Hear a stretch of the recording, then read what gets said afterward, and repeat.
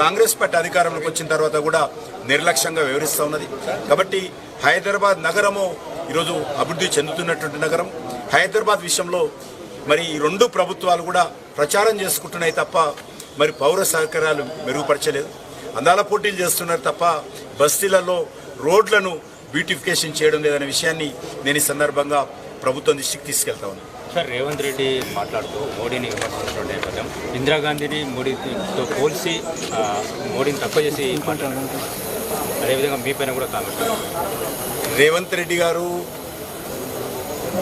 మోడీ గారి గురించో మా గురించో మాట్లాడితే తప్పలేదు, కానీ దేశ సైనికులను అవమానం చేసే విధంగా, దేశ భద్రతా సిబ్బందిని అవహేళన చేసే విధంగా మాట్లాడడం ఏదైతున్నదో ఇది మంచిది కాదు. ఈరోజు లక్షలాది మంది సైనికులు భారతదేశ సరిహద్దుల్లో ప్రాణాలకు తెగించి భారత భూభాగాన్ని మరి కాపాడుతూ, భారత సమైక్యతను సమగ్రతను కాపాడుతూ ఈరోజు ఉగ్రవాదులు విదేశీ శక్తులు నుంచి భారతదేశాన్ని రక్షించేటువంటి ప్రయత్నం. 140 కోట్ల మంది ప్రజలు ఈరోజు సొంతంగా ఇళ్లలో నిద్రపోతున్నారు, కుటుంబాలు సంసారాలు చేసుకుంటున్నారు, వ్యాపారాలు చేసుకుంటున్నారు, ఉద్యోగాలు చేసుకుంటున్నారు, కార్యక్రమాలు కొనసాగిస్తున్నారంటే సరిహద్దులో ఉన్నటువంటి సైనికులే ఈరోజు ప్రాణాలకు తెగించి పోరాడుతున్నారు.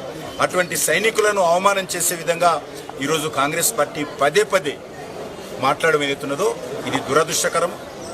ఈరోజు యుద్ధంలో పాకిస్తాన్తో జరిగినటువంటి ఆపరేషన్ సింధూర్లో ఏం చేశారో సైనికులు స్వతహాగా ఫోటోలతో సహా వీడియోలతో సహా స్వతంగా వాళ్ళే మీడియాకు వచ్చి ప్రతిరోజు వాళ్ళు ప్రజల ముందు పెట్టడం జరిగింది, ప్రపంచం ముందు పెట్టడం జరిగింది.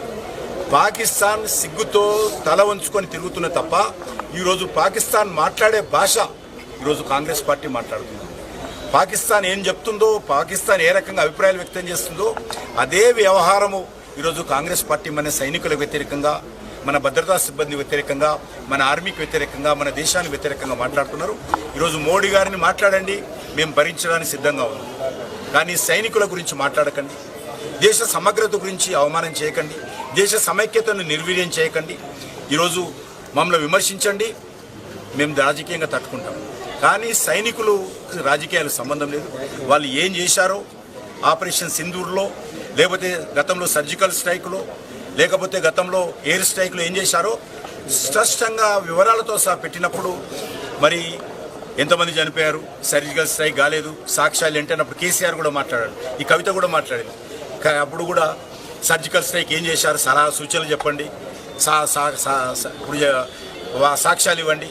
ఈరోజు కాంగ్రెస్ పార్టీ మాట్లాడుతున్నది, రాహుల్ గాంధీ మాట్లాడుతూ ఉన్నాడు, ఎన్ని విమానాలు కూలిపోయాయో భారత విమానాలు చెప్పండి. ఒక్క విమానం కూలిపోలేదని సీనియర్ అధికారులు చెప్పిన తర్వాత దుర్మార్గంగా ఈరోజు కాంగ్రెస్ పార్టీ సైనికులను అవమానం చేసే విధంగా ఈరోజు మాట్లాడుతున్నారు.